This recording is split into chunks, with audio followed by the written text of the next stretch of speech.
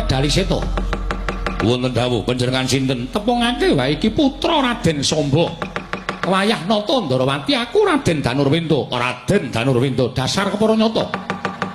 Ingkang minangka dituwakake kadang-kadangku ing mapan ing negara Ngastina. Aku pinercaya dening Kanjeng Bibi Dewi Utari minangka dadi pengareping para wayah Ngastina.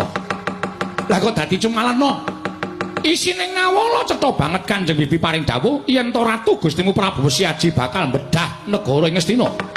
Lho, Gusti kula Prabu Siaji badhe mbedah negari Ngastina dasar kepara nyata. Mula kang sangka kuwi kowe baliya.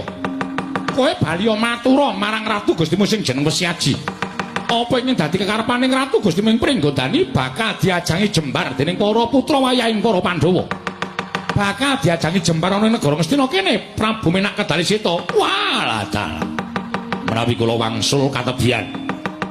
Menawi kula wangsul sak mangke betaken wekdal ingkang dangu mergi Pringgondani menika tebih purukipun. Mila gandeng cetha sak mangke bilih negari Ngastina menika badhe dipun bedah dening ratu Gusti kula Prabu Siaji. Kula mboten perlu matur dhateng sampun Prabu Siaji, malah sak mangke kula ingkang madhep minangka dadi pengawakipun Prabu Siaji. Kula ingkang sagah blengket negari Ngastina. Kula ingkang sagah mbedah negari Ngastina. Menak Kedali Seta wonten dawuh.